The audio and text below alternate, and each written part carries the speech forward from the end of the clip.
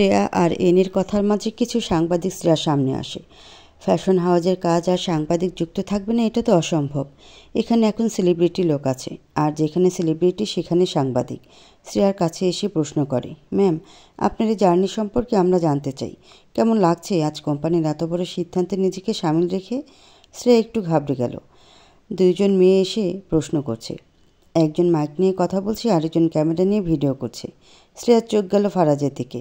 ফারাজ নিজেও তাকিয়ে আছে শ্রেয়ার দিকে। এবার যেন শ্রেয়ার মাথায় আর কোনো কিছুই কাজ করলো না।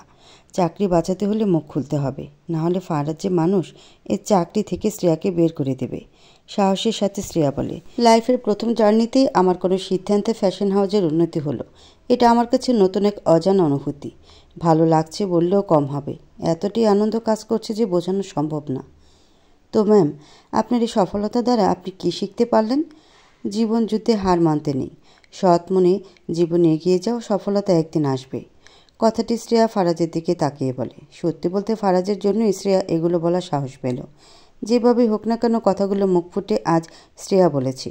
শ্রেয়ার কথা শুনে সবাই হাততালি দিতে থাকে। এনি শ্রেয়ার কাছে এসে বলে, প্রাউড অফ ইউ শেহনাজ, এইভাবে বুদ্ধিমত্তা দিয়ে এগিয়ে চলো, দেখবে তোমাকে নিচু করার লোকজন এক সময়ে তোমার মূল্য বুঝবে। স্মিথ হাসল শ্রেয়া। অর্পা এসে জড়িয়ে ধরে শ্রেয়াকে। সাংবাদিক এখন ফারাজের কাছে আসে। তারা প্রশ্ন করে, আপনার ফ্যাশন হাউস এখন টপ 5 লেভেলে এসেছে স্যার। এই বিজনেস জার্নিটা আপনি 10 বছরের বেশি সময় নিয়ে শুরু করেছেন। আজ টপ 5-এ এসে আপনার কেমন অনুভূতি স্যার? জীবনে সাকসেস করতে গেলে সময় ও ধৈর্যের অনেক প্রয়োজন।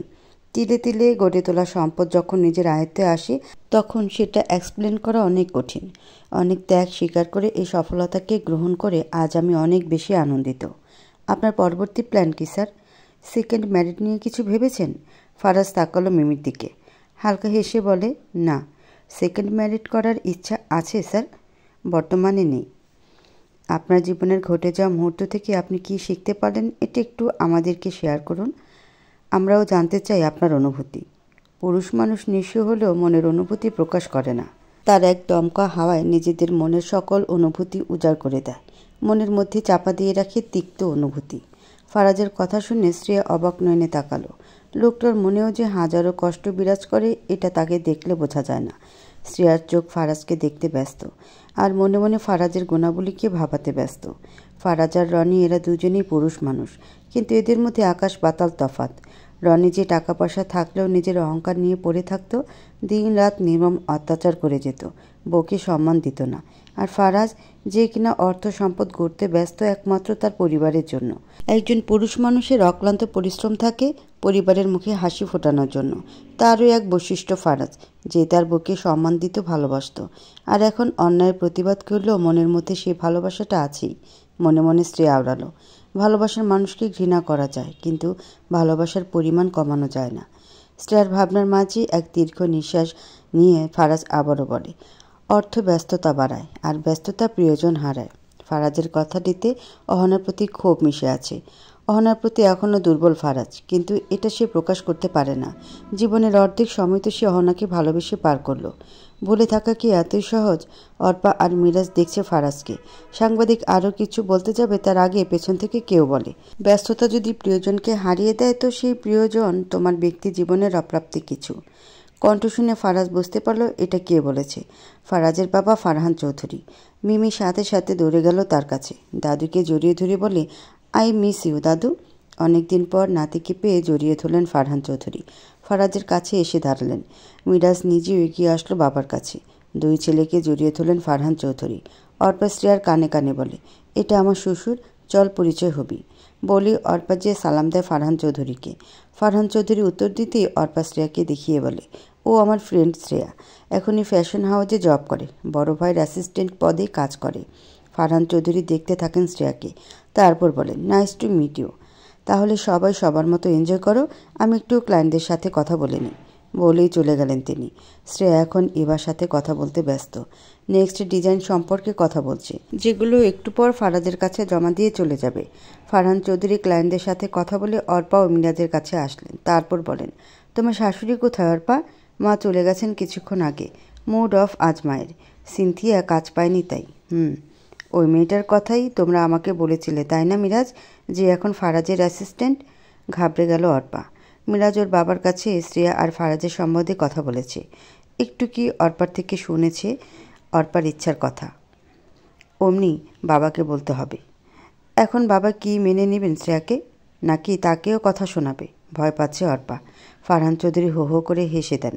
হাসি থামিয়ে বলেন, আরে ভয় পাচ্ছ কেন? মেয়েটাকে আমার পছন্দ হয়েছে। ইনফ্যাক্ট এমন ভদ্র মেয়েই তো ফারাজ আর মিমির জন্য চাই। কিন্তু বাবা, মা তো এমন সাধারণ মেয়ে চান না, তিনি মডার্ন মেয়ে খুঁজছেন।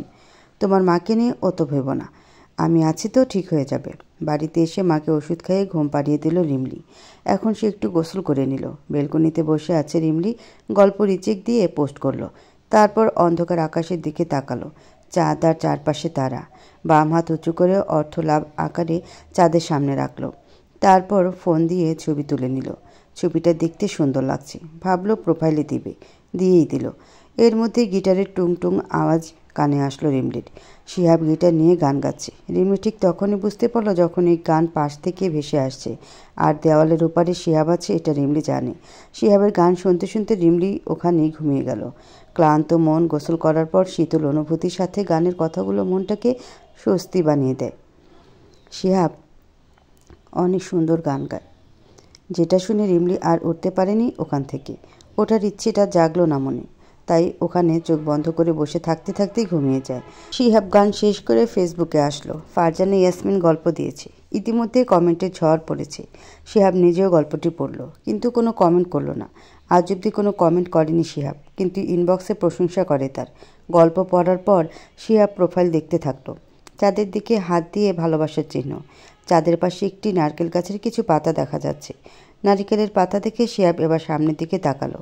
তার বাড়ির সামনেই তো এমন চাঁদ দেখা যায়।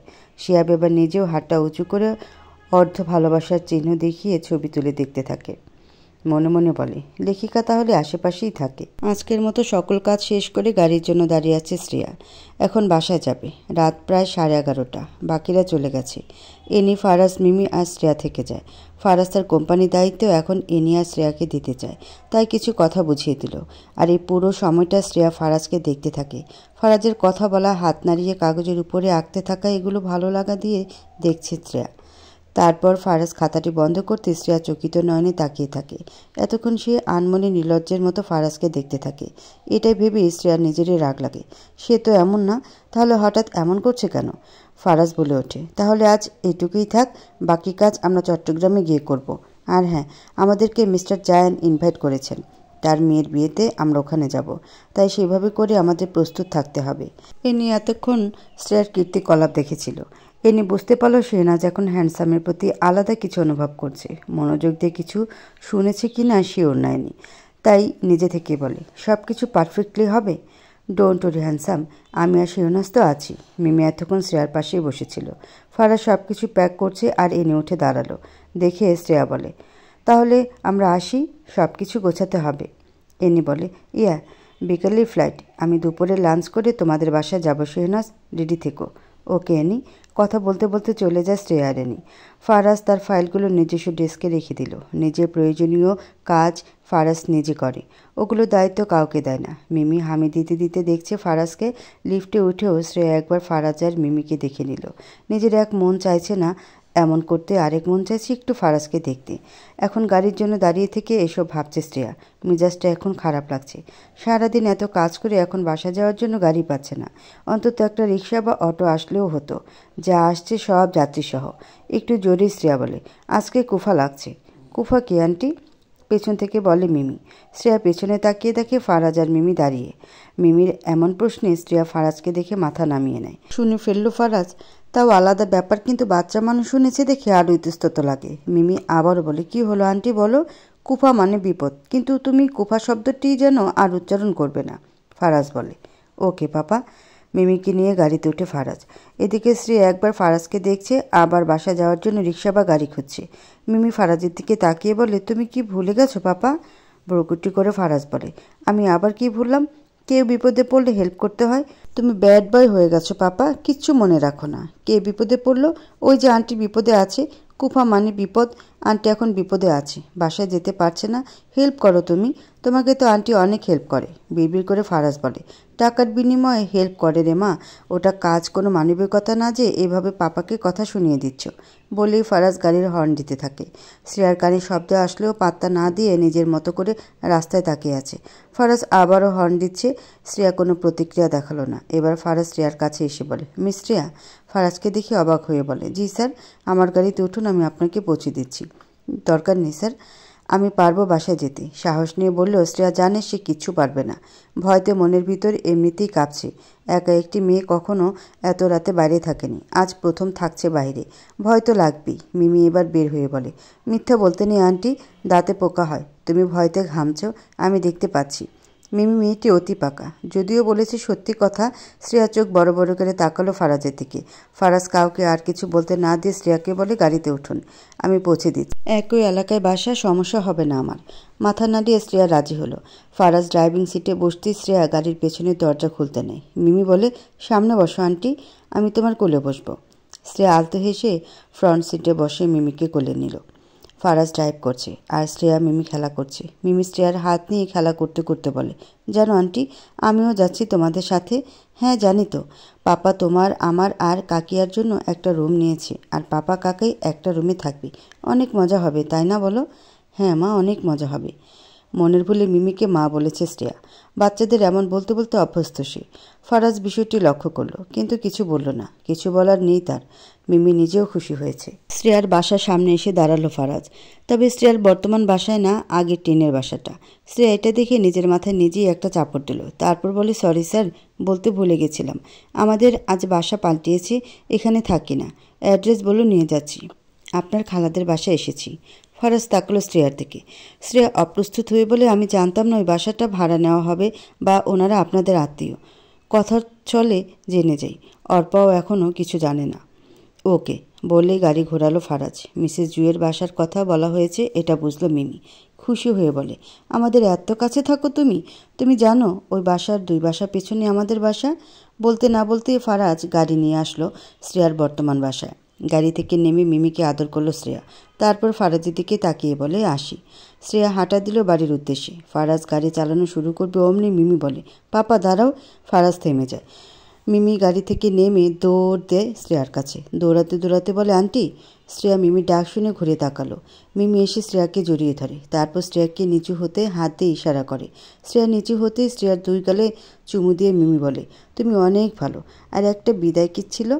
শ্রেয়া নিজেও মিমির 2 গালে চুমু দেয়। তারপর হেসে দিয়ে বলে, আমিও তাহলে তোমাকে বিদায় কিস জানালাম। আসি তাহলে, বাই বাই। বাই। মিমি আবারও দৌড়ে গাড়ির দিকে যেতে থাকে। মিমি যাকে খুব বেশি ভালোবেসে ফেলে তাকে এইভাবেই বিদায় জানায়। ফারাজ গাড়ির ভিতর থেকে দেখছিল। গাড়িতে উঠে হাত নাড়ালো মিমি। শ্রেয়া নিজেও হাত নাড়িয়ে বিদায় জানায়। ফারাজ গাড়ি স্টার্ট দিয়ে চলে যায়। শ্রেয়া নিজেই বাসার মধ্যে ঢুকে গেল। নিজের ব্যালকনি থেকে সব কিছু দেখছে জুই। খারাপ লাগেনি বিষয়টি, কিন্তু শ্রেয়া আর ফারাজ নিয়ে বেশি দূর ভাবতেও পারছে না। জিনিয়া এই সম্পর্কে মেনে নেবে না। ঘরের মধ্যে এসে মাকে দেখে নিল শ্রেয়া। তারপর গোসল করতে গেল। গোসল করে এসে দেখে রিমলি কোনো ঘরেই নেই। এদিক ওদিক খোঁজ নিয়ে চলে গেল বেলকনিতে। রিমলি ঘুমিয়ে আছে, তাও যেন তেন অবস্থায়। রিমলিকে আস্তে আস্তে ডাক দিল। চোখ মেলতেই রিমলি দেখলো সে বেলকনিতে ঘুমিয়ে আছে। শ্রেয়া বলে, এখানে ঘুমিয়েছিস কেন? আরে আপু বলো না, ভালো লাগছিল না, তাই বেলকনিতে এসে বসেছিলাম। কখন যে ঘুমিয়ে গেছি বুঝতেই পারিনি। আয় ভিতরে, বলেই 2 বোন ঘুমোতে চলে যায়। লাইট বন্ধ করে ড্রিম লাইট জ্বালিয়ে রাখা আছে। বিছানায় এক প্রান্তে শ্রেয়া আর আরেক প্রান্তে রিমলি। রিমলি ঘুমিয়ে গেছে, কিন্তু শ্রেয়া ঘুমায়নি। তার চোখের সামনে ফারাজের মুখটা ভেসে আসছে, আর কানে ফারাজের কণ্ঠ, মিমির করা দুষ্টুমি। এই সব কিছু ভাবতে ভাবতে রাত কাটল শ্রেয়ার। ঘুম আর হয়নি তার। সকালবেলা আজকে শ্রেয়ার অফিস নেই। বিকালে ফ্লাইট থাকার কারণে এখন অফিসে যাওয়া লাগবে না। ঘরের কিছু কাজ করছে শ্রেয়া। এর মধ্যে রিমলি ঘরে আসলো, হাতে একটি বাটি। শ্রেয়া প্রশ্ন করে, কি এনেছিস? একটু চাল আর ডাল বাটা। আসো তোমার মুখে দিয়ে দিই। ওগুলো মেখে কী হবে? এখন ওসবের সময় নেই। শ্রেয়ার হাত ধরে টেনে বিছানায় বসিয়ে দিয়ে রিমলি বলে, আরে আপু বসো তো, একটু রূপচর্চার প্রয়োজন আছে। শ্রেয়াকে কিছু বলতে না দিয়ে রিমলি রূপচর্চা শুরু করে দিল। সৃষ্টি বেগম কিছু রান্না করে টিফিন বাটিতে করে দিলেন। শ্রেয়ার ঘরে এসে বলেন, পথে ঘাটে ক্ষুধা লাগলে খাবি। রিমলি হো হো করে হেসে দিয়ে বলে, প্লেনে ওরা নাস্তা দেয় আম্মু, তুমি শুধু শুধু নাস্তা বানালে। তোকে কে বলেছে নাস্তা দেয়? তুই উঠেছিস কখনো প্লেনে? উফ আম্মু, তুমিও না। এই ফোনের যুগে এসে কোথাও যাওয়া লাগে? এমনি এমনি জানতে পেরেছি। দিক খাবার প্লেনে। শোন শ্রেয়া, তুই এই খাবার খাবি? বাইরের খাবার কেমন না কেমন হয়? শ্রেয়া কিছু বলতে পারছে না, মুখের প্যাকটি শুকিয়ে গেছে, এখন গাল টান টান হয়ে আছে। রিমলি হেসে দিয়ে বলে, শুধু প্লেনের জন্য কেন, পুরো কক্সবাজারে থাকার জন্য 7 দিনের খাবার দাও। যদিও ওরা শিওর না, 3 দিনেও চলে আসতে পারে, তবে খাবার বেঁচে যাবে। বেশি কথা বলিস তুই। রিমলিকে আরও কিছু বলতে যাবে শ্রেয়া হাত দিয়ে ইশারা করে থামতে। সৃষ্টি বেগমের হাত থেকে খাবার নিয়ে ইশারা করে চুপ করতে বলে রিমলিকে। সৃষ্টি বেগমকে বুঝিয়ে দিল ও খাবার নিয়ে যাবে। তারপর আবার ফ্যানের নিচে বসে শ্রেয়া। সৃষ্টি বেগম আঁচলে হাত মুছতে মুছতে বলেন, শোন না মা, আমাদের প্রতিবেশী খালেদ ছিল না, ওর মা বলছিল চট্টগ্রামে নাকি ভালো ভালো শুটকি পাওয়া যায়, আসার সময় নিয়ে আসবি তো? শুটকি মাছের ঝাল ঝাল ভর্তা কতদিন খাই না, একটু লইটা আর ছুরি শুটকি নিয়ে আসবি। শ্রেয়া ভাবছে শুটকির যে গন্ধ, আসার সময় আনবি কিভাবে, মাথা ভনভন শুরু করেছে, কিন্তু জিহ্বায় পানিও চলে এসেছে। ইতিমধ্যে মাথায় এলো অর্পার কথা। অর্পা থাকতে আর চিন্তা নেই, ব্যবস্থা হয়ে যাবে।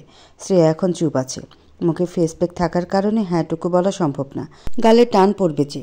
রিমলি আবারও হেসে দেয়, হাসতে হাসতে বলে, কাল রাতে অসুস্থ ছিলে তাই এখন মাথা কাজ করা বন্ধ হয়ে গেছে, তাই না আম্মু? চোখ রাঙে সৃষ্টি বেগম বলেন, মেয়েরে পিঠের চামড়া তুলে দেব, বেশি কথা শিখেছিস। তুমি নিজেই ভেবে দেখো তুমি কি বলছো। আপু প্লেনে করে বড় বড় লোকদের সাথে যাওয়া আসা করবে, আর তুমি কি না শুটকি নিয়ে আসতে বলছো? সৃষ্টি বেগম মনটা খারাপ করে রাখলেন। মাথায় ছিল না যাদের সাথে যাচ্ছে তাদের একটা আলাদা পরিবেশ আছে, এরা তো আর সৃষ্টি বেগমের মতো পরিবেশের না, যে সাংসারিক কিছু পেলে কিনে নিয়ে আসবে। মায়ের মুখ নিভে আসা দেখে শ্রেয়া এবার তাড়াতাড়ি করে মুখ ধুয়ে আসলো। রিমলিকে বকা দিয়ে মাকে উদ্দেশ্য করে বলে, ওহো আম্মু, চিন্তা করো না তো, ব্যবস্থা একটা হয়ে যাবে। আর শুটকি মাছ আনলে তুমি যা রান্না করবে তার অর্ধেক তো তোমার ছোট মেয়ের পেটেই চলে যায়, সে আবার পরিবেশ দেখে। চলতে থাকে শ্রেয়া আর রিমলির খুনসুটি। সৃষ্টি বেগম এখন নিজের চোখটা জুড়িয়ে দেখছেন। এই দৃশ্য স্বামী বেঁচে থাকতে অনেক দেখেছিলেন, আজ আবারও দেখছেন। না দেখে না বুঝে হুট করে ভালো ব্যবহার আর টাকা পয়সা আছে এমন দেখে মেয়ের বিয়ে দিয়েছিলেন। ভালো ভালো কথা বলে যা চেয়েছিলেন সৃষ্টি বেগম ওদের তাই তাই দিয়ে দিলেন। সহজ সরল সৃষ্টি বেগম ছোট থেকে যেভাবে সবাইকে চলতে দেখেছেন, ভেবেছিলেন এটাই মেয়েদের সুখ। দুপুরের দিকে এনি আর অর্পা এসেছে, সাথে এসেছে মিমিও। ফারাজ আর মিরাজ একসাথে এয়ারপোর্টে যাবে। এনি কিছু প্যাকেজ শ্রেয়ার হাতে দিয়ে বলে, বিয়েতে আমরা সবাই সেম ড্রেস পরব, তোমার জন্য এনেছি, গুছিয়ে নাও। শ্রেয়া ব্যাগ গুছিয়ে নিল। সৃষ্টি বেগম সবাইকে কেক দিল, যেটা সকাল সকাল শ্রেয়া আর রিমলি মিলে বানিয়েছিল। এনি কেক খেয়ে বলে, কে বানিয়েছে এই কেক? একদম রেস্টুরেন্টের মতো। শ্রেয়া বিছানায় বসেছিল, শ্রেয়ার কাঁধে হাত দিয়ে রিমলি বলে, আমার আপু বানিয়েছে। অবাকের সাথে এনি বলে, এভাবে পারফেক্ট কেক কীভাবে সম্ভব? আমরা হুবহু সব জিনিসপত্র এনেও তো পারি না। আমাদের যশোরে কুকিং কোর্স হতো, সপ্তাহে 2 দিন করে। আপুর খুব ভালো লাগে রেস্টুরেন্টের খাবার বাসায় রান্না করতে, খুব ইচ্ছা ছিল যশোর ফুড হাউস খোলার, তাই আব্বু আমাকে আর আপুকে কোর্স করাতো। চাইনিজ আইটেম শিখতাম আমরা, সব কিছু শিখেছিলাম। আবু ছোট দেখে একটা ওভেন কিনে দেয়, আমরা কত আনন্দের সাথে বিকালে নাস্তা বানাতাম, প্র্যাকটিস করতাম পারফেক্ট কেক বানানোর, পেরেও যাই আমরা। কিন্তু আব্বু মারা যাওয়ার পর সব পাল্টে গেল, আমাদের বিলাসিতা কমতে থাকলো। সুসময়ে সব থাকে, দুঃসময়ে সব হারিয়ে যায়। ওভেনটাও একসময় নষ্ট হয়ে গেল, আমরা সব শিখে রেখেও কোনো কাজে আসলো না। আজ হঠাৎ একটু খেতে ইচ্ছে করলো, অভিজ্ঞতা থাকায় জুই আন্টি বলেন ওনার ওভেনে বানাতে। কথাগুলো বলতে বলতে রিমলির মুখটা ফ্যাকাশে হয়ে এলো। রুমে সবাই ছিল, মিসেস জুই নিজেও সেখানে ছিলেন, বোনের নাতি তো নিজেরও নাতি, মিমিকে দেখতে এসেছেন। রিমলির থেকে এসব শুনে তিনি বলেন, তোমাদের বাবা তোমাদের অনেক কিছু শিখিয়েছেন তাই না? মাথা নাড়িয়ে রিমলি বলে, বাবা আমাদের অনেক কিছু করতেই সাহস দিত। আমরা 2 বোন যা চাইতাম বাবা সাথে সাথে এনে দিত, মা বারণ করলেও শুনতো না। বাবা ছিল আমাদের বেস্ট ফ্রেন্ড। দীর্ঘশ্বাস নিল রিমলি। শ্রেয়ার দিকে রিমলি একটু বেশি তার বাবাকে মনে করে, কারণ রিমলি যেমন উড়নচণ্ডী, ওদের বাবা ওদের সেভাবে গড়ে তুলতে চাইতো। শ্রেয়া হয়েছে মায়ের মতো, ভীতু লাজুক এমন ধরনের। কেউ কিছু বললে মাথা নত করে শুনতো শ্রেয়া, আর রিমলি মুখের উপর জবাব দিয়ে দিত। ফারাজ কল করেছে, ওরা বের হচ্ছে এয়ারপোর্টের দিকে। এ নিয়ে এবার তারা দিয়ে বলে, চলো চলো, ফারাজ কল দিয়েছে, এবার যেতে হবে। মা আর বোনকে বিদায় দিয়ে গাড়িতে উঠল শ্রেয়া। সৃষ্টি বেগম কান্না করে দিলেন। এটা সব সময় হয়। শ্রেয়া বিয়ের পর যে কয়বার যশোরে এসে আবার ঢাকায় আসতো তখন এমন কান্না করতেন সৃষ্টি বেগম। মেয়ে দূরে গেলেই বুকের ভিতর শূন্যতা অনুভব করে। রিমলি জড়িয়ে ধরে সৃষ্টি বেগমকে। সৃষ্টি বেগম ছোট মেয়েকে দেখে আলতো হেসে ঘরে চলে যান। এয়ারপোর্টে এসে দাঁড়ালো শ্রেয়া। এতদিন সে এয়ারপোর্ট গেট অবধি ঘুরতে পারত। যশোরের এয়ারপোর্টের আশেপাশে ঘোরার জায়গা আছে, ওখানে দাঁড়িয়ে প্লেন দেখা যেত, কিন্তু আজকে সে প্লেনে উঠতে পারবে, এটা ভেবে মনটা খুশিতে ভরে গেল। মিমি অনেকবারই প্লেনে উঠেছে, কিন্তু তারপরে মিমি প্লেন দেখলে আনন্দে লাফিয়ে ওঠে। আজও তাই করছে। ফারাজ ও মিরাজ এসে দাঁড়ালো ওদের সামনে। আজকে ফারাজ শার্ট কোট পরেনি, শুধু একটি শার্ট আর জিন্স পরে আছে। এই গরমে কোট পরতে ইচ্ছে করলো না তার। শ্রেয়া আজ ভিন্ন লোকে দেখছে ফারাজকে, একদম সাধারণ মানুষের মতো লাগছে। কিছুক্ষণ ফারাজকে দেখে চোখ সরিয়ে নিল। মিমির হাতটা ধরে চলে গেল এয়ারপোর্টের ভিতরে। সকল নিয়মকানুন পালন করে প্লেনের নিজস্ব সিটে বসেছে সবাই। শ্রেয়া বসার পর ওর পাশে মিমি বসেছে, তার পাশেই ফারাজ। না চাইতেও শ্রেয়ার মুখে শীতল হাসি রেখা দেখা দিল, কিন্তু কেন শ্রেয়া এখনও বুঝে উঠতে পারছে না। শুরুতে হয়তো শ্রেয়া অনুভব করলেও বুঝতে পারবে না। মিমির সাথে কথা বলতে থাকে, ঠিক তখনই একটি মেয়ে, মানে বিমানবালা, হাত ইশারা করে সব কিছু বুঝিয়ে দেয়। অন্যদিকে মাইকে আরও একটি মেয়ের কণ্ঠ ভেসে আসছে। সবাই সিট বেল্ট বাঁধতে থাকে। এটা থেকে শ্রেয়াও বাঁধতে চায়, কিন্তু যে মেয়েটি ইশারা করে দেখিয়ে দেয় সে এত দ্রুত বুঝিয়ে দেয় যে শ্রেয়া তাল মিলিয়ে কিছুই করতে পারেনি। এখনও হাতে বেল্ট নিয়ে বসে আছে। মিমির বেল্ট ফারাজ লাগিয়ে দিয়েছে।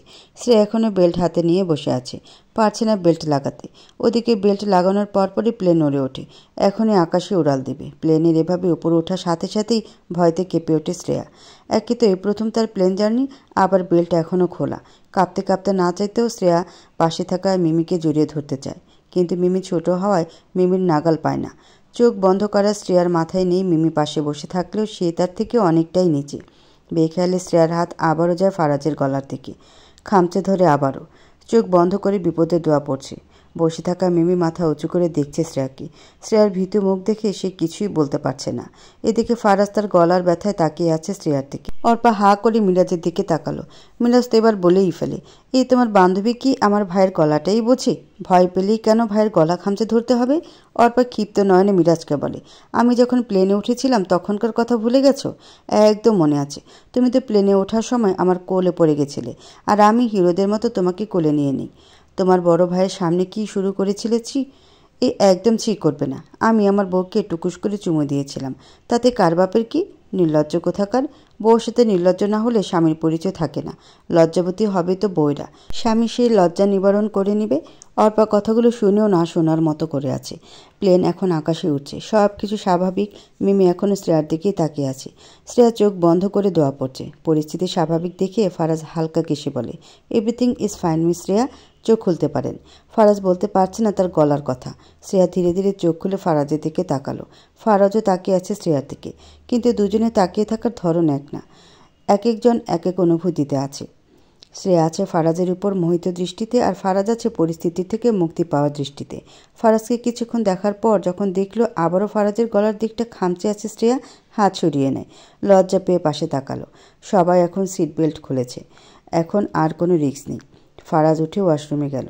গলার দিকটা দেখে বলে, মেয়ে না ডাইনি, বড় বড় নখ নিয়ে পরপর 2 দিন খামচে দেয়। মানবতার খাতিরে কিছু বলতে পারছো না, তাই না ভাই? পেছন থেকে মিরাজ বলে। ফারাজ পাত্তা দিল না কথাটা। এই মিরাজ সবসময় মজা নিতে থাকে, কাউকে ছাড়ে না। মিরাজ একটি মলম নিয়ে ফারাজের গলায় লাগিয়ে দিতে থাকে। ফারাজের দিকে তাকিয়ে থেকে বলে, এবার থেকে তোমার প্রেশারের ওষুধের সাথে এই মলম রেখে দিও। তোমার যে অ্যাসিস্ট্যান্ট, কাজে লাগবে ভাই, ফালতু বকবি না। হ্যাঁ হ্যাঁ, আমি তো খালি ফালতু বকছি। সরাসরি তো সে ঘটিয়ে দিল, তাও কি না পরপর 2 দিন। ফারাজ এই বিষয় এড়াতে বলে, হয়েছে তোর মলম লাগানো? হয়েছে, কিন্তু আমি ভাবছি এমন কোনো মলম আছে যেটা বারবার ক্ষত হলেও স্পট পড়বে না? না নেই। তাহলে আর কি, এই মলমটাই তোমার কাছে রেখে দিতে হবে। ফারাজ এবার হাত উঁচু করে দেখায়। মিরাজ দিল তোর। সিটের কাছে এসে দাঁড়াতেই অর্পা চলে আসে মিরাজের কাছে। এতক্ষণ শ্রেয়ার সাথে কথা বলছিল। ফারাজ ফ্রেশ হয়ে চলে আসে, তারপর ল্যাপটপ বের করে শ্রেয়াকে বলে, আমাদেরকে 2 দিনের মধ্যে কাজ শেষ করতে হবে। পরশু মিটিং। আমি ল্যাপটপে সব চেক করছি, আপনি ফাইলগুলো দেখুন। মাথা ঘুরতে থাকলো শ্রেয়ার। ভাবছিল এখন একটু ঘুমাবে, রাতে ঘুম হয়নি। এখন ফারাজ তাকে কাজ দিল। শ্রেয়া মুখ ফুটে কিছু বলতে পারছে না। অসহায় মুখ করে ফারাজের থেকে ফাইল নিয়ে দেখতে থাকে। মিমি মাঝখানে অসহায় এক পিচ্চি। এক পাশে একজন ল্যাপটপ, অপর পাশে আর একজন ফাইল নিয়ে ব্যস্ত। মিনিট 10 দুজনকে দেখার পর বিরক্ত হয়ে উঠে গেল অর্পার কাছে। অর্পা কোলে বসে বলে, ধুর, ওরা এত কাজ করে কেন? প্লেনে আনন্দ না করে কাজ কাজ আর কাজ, ভালো লাগে না। অর্পা এবার মিরাজের দিকে তাকিয়ে মিরাজকে খোঁচা মেরে বলে, তোমার ভাই এমন কেন? হ্যাঁ, কোথায় এখন একটু গল্পগুজব করবে, সবাই আনন্দ করবে তা না, উল্টো সে এখন কাজ নিয়ে ব্যস্ত। অর্পাকে সান্ত্বনা দিয়ে মিরাজ বলে, রসে ভরা বর থাকতে তুমি ভাসুরের দিকে নজর দাও কেন বউ? রেগে গেল অর্পা। মিরাজের দিকে চোখ বড় বড় করে বলে, কি বললে তুমি? আমি ভাসুরের দিকে নজর দিই? জিহ্বায় কামড় দিয়ে মিরাজ বলে, আমি এটা বোঝাতে চাইনি। আমি বোঝাতে চেয়েছি তোমার বর তো অনেক রোমান্টিক, কিন্তু কাছে আসলে তুমি দূরে ঠেলে দাও। তাহলে রসকসহীন ভাসুরকে রোমান্টিক হতে বলো কেন? আমার ভাই কি তার বউর সাথে আছে যে রোমান্টিক হবে? পাশে মিমি আছে, এটা ভালো করে দেখো। অর্পার বলতে দেরি মিমির পাল্টা প্রশ্নের উত্তর নেই। মিমি বলে, রসকসহীন কি কাকিয়ে? দেখেছো, বলেছিলাম না মিমির সামনে এসব আর বলবে না। এই বিষয়ে আগে তুমি বলেছ, যেটা মিমি শুনেছে। সুতরাং দোষ এবার আমার না, দোষ তোমার। একদম আমার নামে দোষ দিবে না, তুমি দোষী। হ্যাঁ সেই দোষ বর করুক আর বউ, দোষী তো বড়ই হবে। মিমি এদের ঝগড়া দেখে চিল্লিয়ে বলে, তোমরা ঝগড়া করছো কেন? মিমি চিৎকার শুনে ফারাজ সহ অনেকেই ঘুরে তাকালো। ফারাজ আর শ্রেয়ার সিট কাছে থাকায় ওরা শুনতে পেল খুব তাড়াতাড়ি। ফারাজ বলে ওঠে, কি হয়েছে তোমার? মিমি অর্পার কোল থেকে উঠে ফারাজের কাছে এসে বলে, আচ্ছা পাপা, রসকসহীন মানে কি? তুমি নাকি ওটা? আমি জিজ্ঞাসা করলাম রসকসহীন মানে কি? কাকিয়া আর কাকে এখন এই নিয়ে ঝগড়া করছে। অর্প এবার শুকনো ঢোকিলে এখন যে কথার প্রেক্ষিতে এই শব্দটি উচ্চারণ হয়েছে ওই কথা আবার না উঠে আসে। ফারাজ চোখ গরম করে মিরাজের দিকে তাকিয়ে মিমিকে আবার ওদের মাঝখানে বসিয়ে দিল।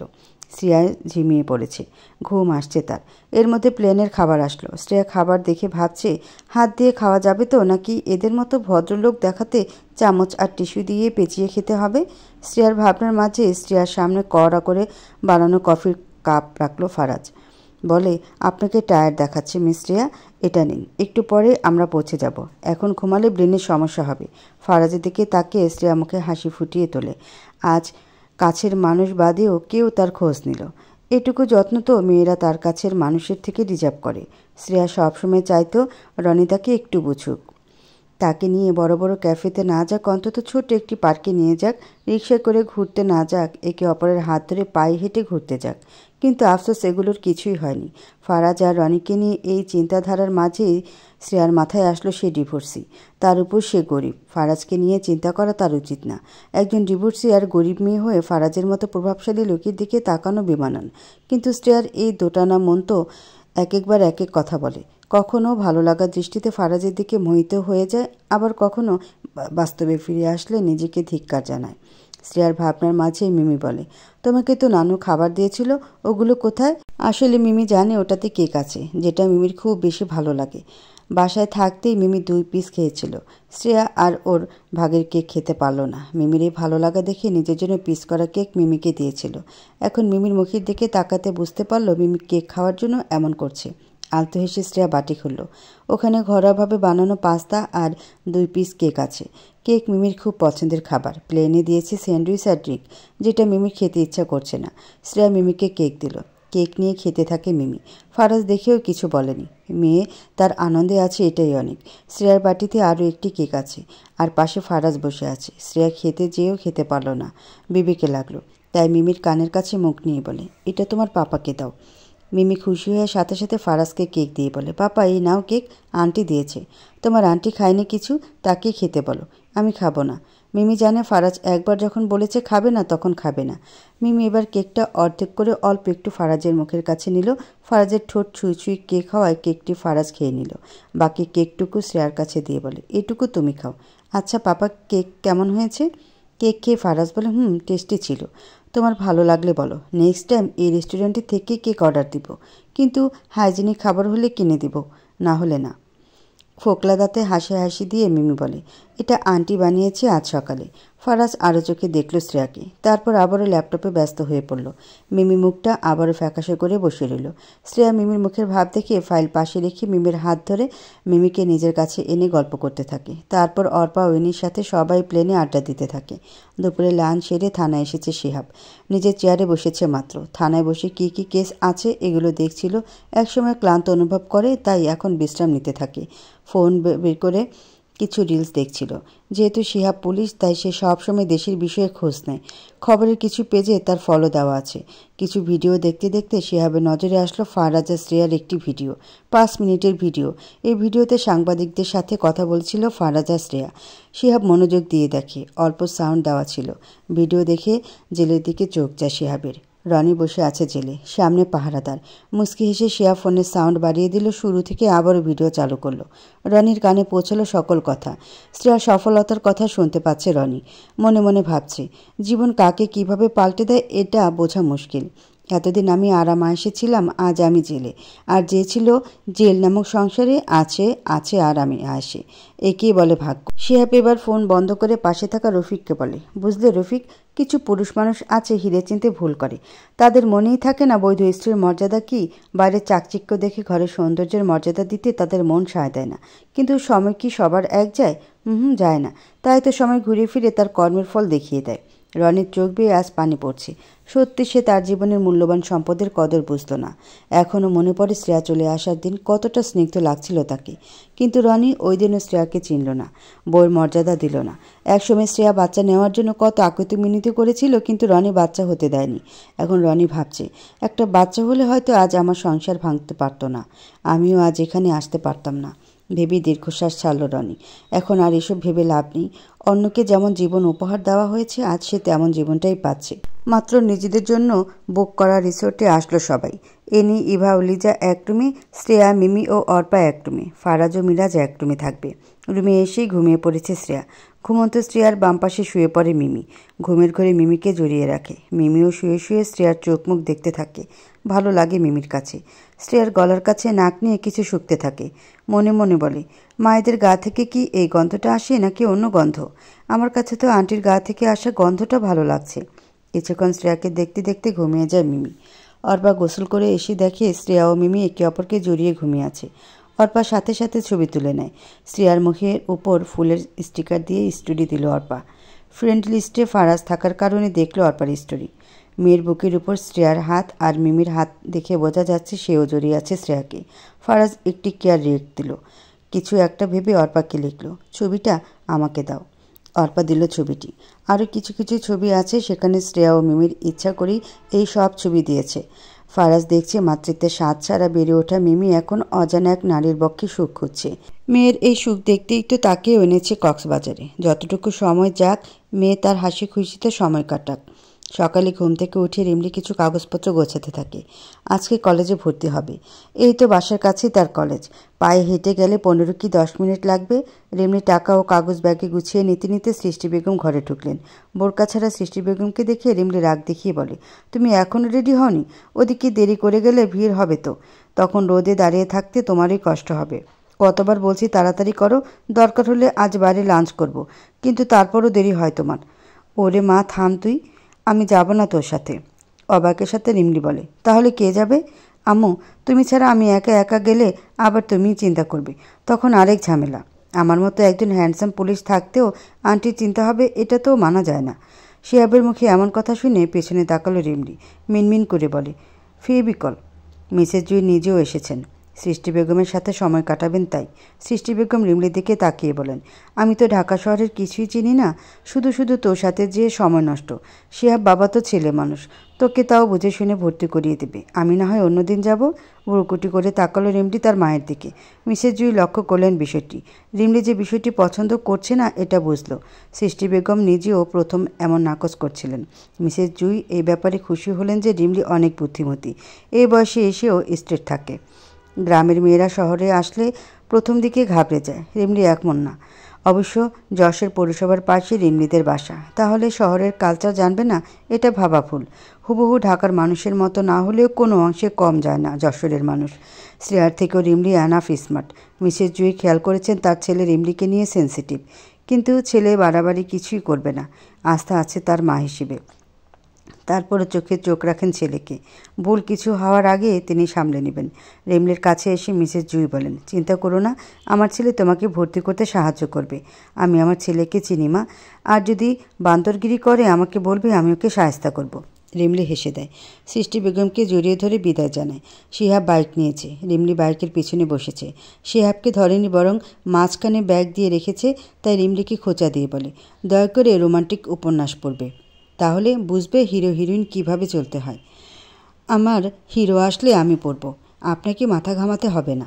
রিমলির হিরো অন্য কেউ হবে এটা শুনে শিহাবের মাথা ঘুরে গেল। জোরে স্পিড দিয়ে বাইক চালাতে শুরু করেছে। রিমলি এবার টাল সামলাতে পারল না, চিল্লিয়ে চিল্লিয়ে বলে, ও মা গো, ও আল্লাহ গো, আমাকে এ পুলিশ না পুলিশ বেটা শেষ করে দিল। আমি আজ পয়দা হওয়ার দিন পটল তুলব। বলতে বলতে শিহাবের কাঁধে হাত রাখে রিমলি। অল্প রাস্তা হওয়ায় পৌঁছে যায় কলেজের সামনে। এখনও চোখ বন্ধ করে শিহাবকে ধরে আছে সে। দুষ্টু হাসে শিহাব। বাইকের ছোট্ট আয়নায় রিমলির মুখ দেখে মিনমিন করে বলে, তোমার জীবনের হিরো আমিই হব, দরকারে এভাবে ভয় দেখিয়ে বা জোর করে। ভালো যখন বেসেছি তুমি আমারই হবে। ঘুম থেকে উঠে শ্রেয়া দেখতে পেল ওর কোলে ঘুমিয়ে আছে মিমি। সে যে রাতে ঘুমিয়েছে এখন উঠল। এটাকে সাধারণত অলস ঘুম বলা হয়। সময়ের থেকে বেশি ঘুম শরীরের জন্য ক্ষতিকর, আবার রাত জেগে থাকাটাও শরীরের জন্য ক্ষতিকর। এই দুটোই শ্রেয়া করেছে, তাই এখন তার মাথা ধরেছে। কিন্তু মিমির মুখটা দেখতে এতটা স্নিগ্ধ লাগছে যে এখান থেকে যেতে ইচ্ছা করছে না। ঘুমন্ত মিমি এখন চুপ হয়ে আছে। জেগে থাকলে লাফালাফি আনন্দ হই হুল্লোড় করত। এগুলো এখন মিস করছে শ্রেয়া। চঞ্চল মিমিকে একটু বেশি ভালোবেসেছে সে। মিমির মুখের দিকে তাকে আফসোস হয় শ্রেয়ার। একটা বাচ্চার জন্য মেয়েটা কতটা আগ্রহ দেখায়, আর সেখানে কিনা অহনা এই বাচ্চা মেয়েটার মুখ দেখে দুর্বল হলো না। বাকি সব কথা বাদ, বাচ্চাটাকে যে সে জন্ম দিয়েছে এটা নিয়েও তো আলাদা অনুভূতি হওয়া উচিত ছিল। শ্রেয়া যখন বিয়ে হয় তখন তাকে এক প্রতিবেশী বলেছিল, তাড়াতাড়ি বাচ্চা নিয়ে নাও, বাচ্চার মুখ দেখলে তোমার সময় এমনি কেটে যাবে। শ্রেয়া লজ্জা পেত। আরেকদিন রনির এক আত্মীয় এসেছিল। তাদের মন মানসিকতা ছিল রনিদের থেকেও ভালো। রনির কাকাতো বোন 4 মাসের বাবু ছিল তার কোলে। রনির ওই বোন বেড়াতে আসলো, তার বেশিরভাগ সময় কাটতো বাচ্চার পেছনে। শ্রেয়াই ঘরে সব কাজ করে দিত, কিন্তু বাচ্চা কান্নার আওয়াজে বিরক্ত হতো রনির 2 বোন। একদিন তো ওরা বলেই দেয়, তোমার বিরক্ত লাগে না আপু বাচ্চা সামলাতে? সারাদিন কান্না করে আর এতবার ফিডিং করাতে হয়। রনি সেই চাচাতো বোন স্মিথ হেসে বলে, বিরক্ত লাগবে কেন পাগলি, এটা তো মায়ের এক অনুভূতি, ভালো লাগার অনুভূতি। তুমি তো এমন ছিলে না, কত স্মার্ট ছিলে, মডার্ন হয়ে চলতে। দোলাভাই তো না করেনি, এখন বাচ্চা হওয়ার পর সব পাল্টে গেছে। এমনটা তোদের সাথেও হবে দেখিস। আমার যখন সিজার হয় তখন আমার মধ্যে তোলপাড় শুরু হয়, কখন আমি আমার সন্তানকে দেখব। বাচ্চাটাকে কাছে পাওয়ার পর মনে হয় এটা তো আমার অস্তিত্ব। আর যখন আমি ওকে প্রথম ফিডিং করাই, ওর প্রতিটি টানে আমি আমার মা হওয়ার অনুভূতি পেতাম। বুঝলাম আমি মা হয়েছি। আমার একমাত্র দুনিয়া আমার বাচ্চাটা। মা হওয়ার পর মেয়েদের আগে সব অনুভূতি পাল্টে যায়। মনোযোগ দিয়ে কথাগুলো শুনত শ্রেয়া।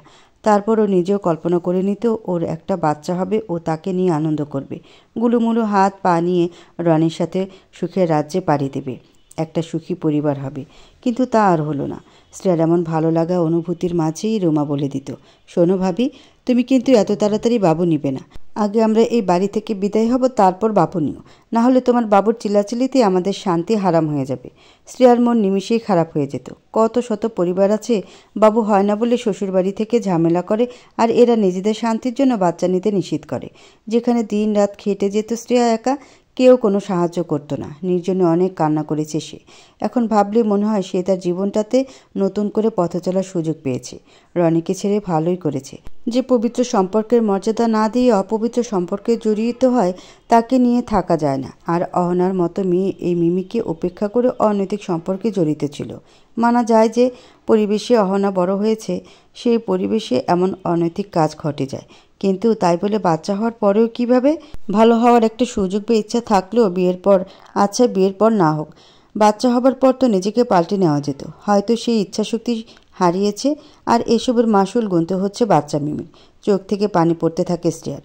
চোখের পানি মুছে মিমির কপালে চুমু দেয়, তারপর মিমির মাথায় হাত বোলাতে থাকে। সকাল 10:30 বেজে গেছে, তাই ফারাজ এসেছিল মিমিকে দেখতে।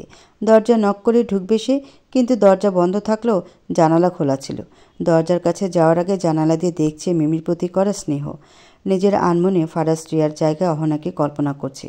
তার দৃষ্টি পাল্টে যাচ্ছে, মনে হতে থাকে ওখানে মিমি আর অহনা, মা মেয়ের ভালোবাসার মুহূর্ত। কিন্তু ফারাজের এই মিথ্যা কল্পনাকে পাল্টে দিল মিরাজ।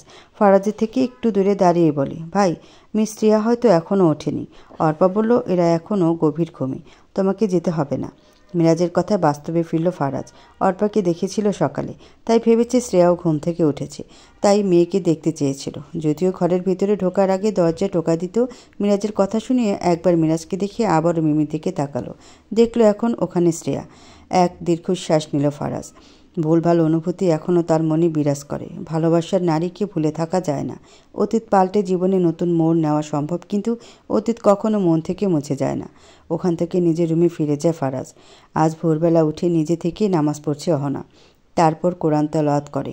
পাশেই হুইলচেয়ারে বসে মনোযোগ দিয়ে শুনছেন মিসেস নাজমা। অহনার মধুর কণ্ঠে এ তেলাওয়াত শুনতে তার অনেক ভালো লাগছে।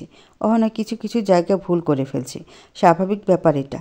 প্রথম দিকে ভুল হবে, কিন্তু মনে প্রাণে চেষ্টা তো করতে হবে। অহনা এখন মনে প্রাণে চেষ্টা করে, আর ভুল হলে সেই জায়গায় মিসেস নাজমা সংশোধন করে দিচ্ছেন। এখন আর অহনা রাগ করে না এসব বিষয়ে, বরং এখন তার অভ্যেস হয়ে গেছে।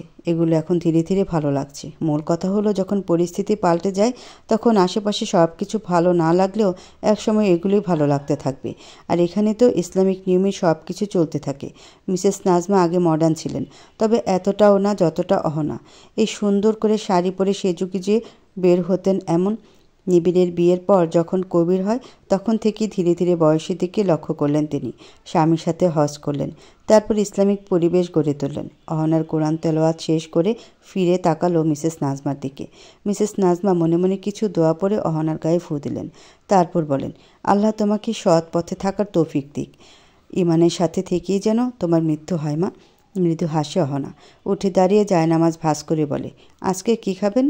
রুটি খাবো আমি, আর তুমি তোমার যেটা ভালো লাগে তাই বানাও। মিসেস নাজমা অহনাকে এখন আর বাধা দেন না কোনো কিছুতে। অহনা যা খেতে চায় তাই রান্না করতে বলে। অনেক কিছু রান্না শিখেছে অহনা এতদিনে। মিসেস নাজমা পাশে থেকে শিখিয়ে দিয়েছেন। এখন এইগুলো রান্না করছে অহনা, আর ভাবছে কতটা পরিবর্তন হয়েছে সে। আজ সকাল সকাল নিজে থেকে উঠে নামাজ আদায় করে কোরআন তেলাওয়াত করে তারপর রান্না করে খেয়ে একটু বিশ্রাম নিচ্ছে। সময় তো তাও পার হচ্ছে নিজ গতিতে। কর্ম যেমনই হোক না কেন, সময় তার নিজ গতিতে পার হবে। এতক্ষণ জানালার দিকে তাকিয়ে কথাগুলো ভাবছে অহনা। কলেজের কাজ শেষ করে মাত্র বাইরে এসে দাঁড়ালো রিমলি আর শিহাব। বাইকে উঠে শিহাব এখন স্লো মোশনে বাইক চালাচ্ছে। রিমলি চুপ আছে। হঠাৎ চিল্লাতে চিল্লাতে রিমলি বলে, বাইক থামান, বাইক থামান। হক চুকিয়ে গেল, বাইক থামালো শিহাব। বলে, কি হয়েছে? ওই দেখুন নার্সারি। হ্যাঁ তো কি হয়েছে? আরে ওখানে সামনে স্ট্রবেরি গাছ দেখা যাচ্ছে। নার্সারিতে তো এসব থাকবেই। আমি কিনবো গাছ। আপনি কি বুঝতে পারছেন না আমি কেন এত এক্সাইটেড? ও আচ্ছা ঠিক আছে, নামো তাহলে। রিমলি দৌড়ে চলে যায় নার্সারি থেকে। বাইকে রেখে যায় ফাইল, যেটাতে রিমলির পরিচয়পত্র আছে। শিহাব ওগুলো দেখে হাতে নিয়ে এগোতে যাবে, অমনি শিহাবের চোখ যায় বার্থডেটের দিকে। ওখানে আজকে তারিখ উল্লেখ আছে। মনে পড়ে যায় রিমলি কয়েক ঘন্টা আগে বলেছিল পয়দা হওয়ার দিনে সে পটল তুলবে। এর মানে আজ রিমলির জন্মদিন। সাল অনুযায়ী আজ রিমলি 17তে পা দিয়েছে। মুচকি এসে শিহাব বলে, পিচ্ছি ভালোবাসা আমার। রিমলির ফাইল ও ছোট হ্যান্ডব্যাগ নিয়ে নার্সারিতে গেল শিহাব। 4-5টি স্ট্রবেরি গাছ পছন্দ হয়েছে রিমলি। সব গুছিয়ে দেখলো সে, ব্যাগ বাইকেই রেখে এসেছে। পাশে তাকাতে দেখে শিহাব এসেছে ব্যাগ নিয়ে। হাসি হাসি মুখে রিমলি ব্যাগ নিতে যাবে, শিহাব টাকা পরিশোধ করে দেয়। চোখ ছোট ছোট করে রিমলি বলে, আপনি কেন টাকা দিলেন? এগুলো তো আমার গাছ, তোমারই থাকবে, সমস্যা নেই। একই বাসায় যেহেতু আছি, তোমার গাছের স্ট্রবেরি না হয় আমাদেরও দিও। আপনি তো স্ট্রবেরি খান না, আন্টি বলেছিল। প্রিয় ব্যক্তিটি যদি স্ট্রবেরিতে ভরে থাকে তখন স্ট্রবেরি ভালো না লেগে পারে? মানে কিছু না, চলো তাহলে।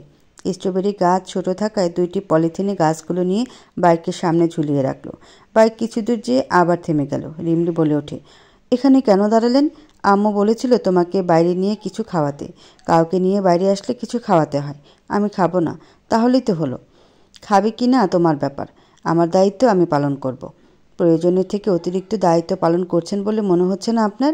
একদমই না, উল্টোটা মনে হচ্ছে। বেশি কথা না বলে আসো। রিমলি বাইক থেকে নামলো। তারপর দেখলো পাশে একটি ক্যাফে। ক্যাফেতে কফি আর আইসক্রিম পাওয়া যায়। ক্যাফের ভিতরে ঢুকে শিহাব স্ট্রবেরি আইসক্রিম অর্ডার দিল।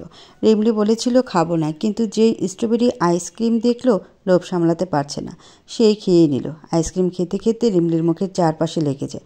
শিহাব দেখে বিড়বিড় করে বলে, আমার স্ট্রবেরি।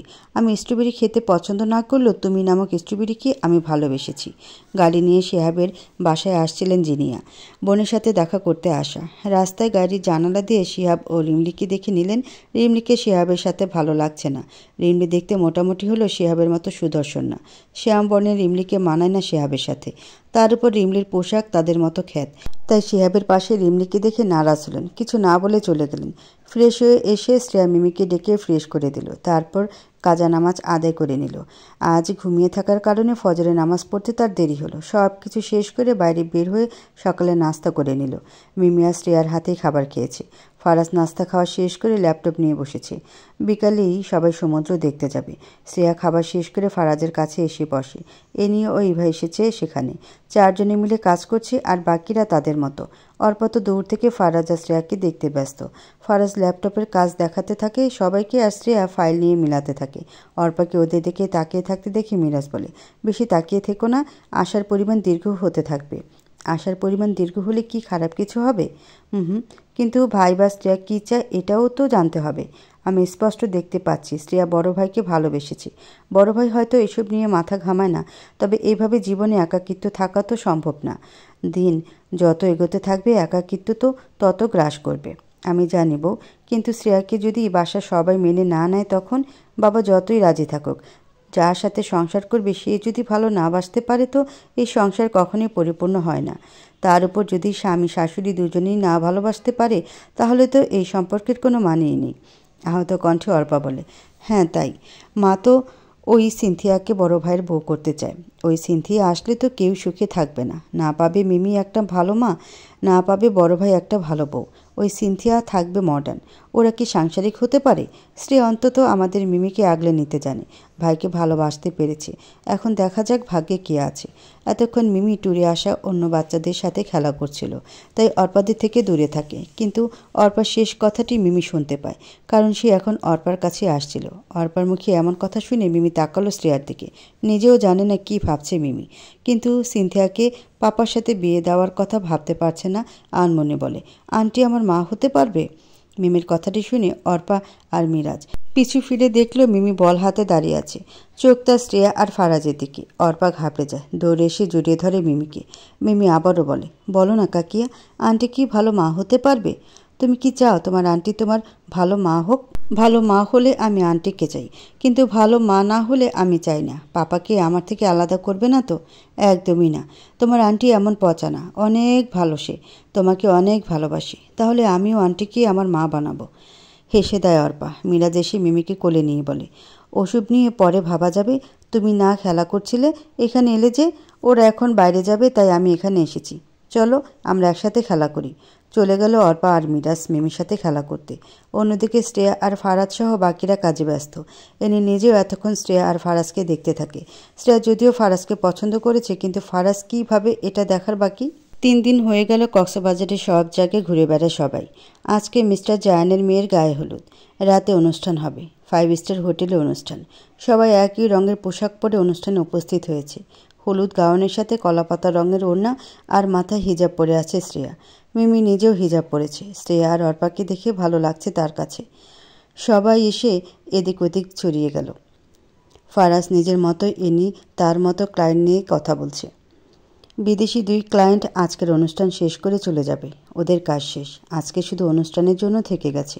অনেকক্ষণ ধরে শ্রেয়ার দিকে তাকিয়ে আছে জ্যাক। আজকে শ্রেয়া একটু সেজে এসেছে। দেখতে অন্যদিনের থেকে আরও বেশি আকর্ষণীয় লাগছে। শ্রেয়া সব কিছু যেমন তেমন, ওর চোখটা একটু বেশি সুন্দর। বলা চলে চোখের জন্য ওর সৌন্দর্য ফুটে উঠেছে। আজ সেই চোখে কাজল দিয়েছে শ্রেয়া। জ্যাক এসে শ্রেয়ার সাথে কথা বলে। শ্রেয়া আশেপাশে তাকিয়ে জ্যাকের সাথে কথা বলতে থাকে। জ্যাকের চোখ শ্রেয়ার আপাদমস্তক বিচরণ করতে থাকে। শ্রেয়াকে বাজে দৃষ্টিতে দেখছে জ্যাক। শ্রেয়া তাকিয়ে নেই জ্যাকের দিকে। সে তার মতো আছে। পাশে থাকা আরেকটি মডার্ন মেয়ের সাথে কথা বলতে ব্যস্ত। জ্যাক শুধু ওদের সাথে দাঁড়িয়ে দেখছে।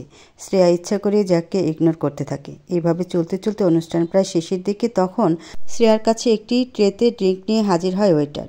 শ্রেয়াকে অফার করে বলে, mango or orange anything ma'am. গলা শুকিয়ে এসেছে শ্রেয়ার। পানি হলে বেশি ভালো হতো, কিন্তু তারপরও বলে ম্যাঙ্গো। মেয়েটি জুস দিল শ্রেয়ার হাতে। শ্রেয়া চুমুক দিতেই মেয়েটি তার ট্রে শ্রেয়ার দিকে ঠেলে দেয়। ফলস্বরূপ কিছুটা জুস শ্রেয়ার জামায় লেগে যায়। লাল রঙের জুস হলুদ জামায় লেগে বৃষ্টি দেখা যাচ্ছে। ওয়েটার ভীত মুখ ধারণ করে বলে, সো সরি ম্যাম, আমি বুঝতে পারিনি। It's okay. ওয়াশরুম কোন দিকে? উপরে ফ্লোরে একেবারে কোনায়। ওকে। শ্রেয়া চলে যায় ওয়াশরুমের দিকে। ওয়েটার মেয়েটির কাছে জ্যাক এসে কিছু টাকা দিল। মেয়েটি হাসি মুখে টাকা নিল। ওয়াশরুম খুঁজতে খুঁজতে হয়রান শ্রেয়া। এক একটি রুম দেখতে পাচ্ছে। এই রুমগুলোর মধ্যে হয়তো ওয়াশরুম থাকবে। কিছু চেনে না জানে না, ঢুকতে অস্বস্তি লাগছে। একটু সাহস জুগিয়ে মেয়েটির কথা মতো একেবারে কোনা রুমে ঢুকলো। ওয়াশরুম দেখতে পেল এবার। পানি ছেড়ে যে জায়গায় জুস লেগেছে ওই জায়গাটি পরিষ্কার করতে থাকে। কিছুটা পরিষ্কার হলেও রং সেই ফ্যাকাশে হয়ে যায়। বেশি চেষ্টা করা বৃথা ভেবে ওড়না দিয়ে জায়গাটি ঢেকে নেয়। বাইরে বের হয়ে দেখতে পেল দরজার সাথে দাঁড়িয়ে আছে আছে জ্যাক। জ্যাক দেখতে বেশ হ্যান্ডসাম, সাদা চামড়া, ঘোলা চোখ, ঠোঁটটা হালকা বাদামি। বিদেশিদের যেমন হয় ঠিক তেমনই জ্যাককে দেখতে লাগে। শ্রেয়া অবাক নয়নে দেখে ভয় পেল। এই জ্যাক এখানে কেন? শ্রেয়া প্রশ্ন করে। আপনি এখানে কেন?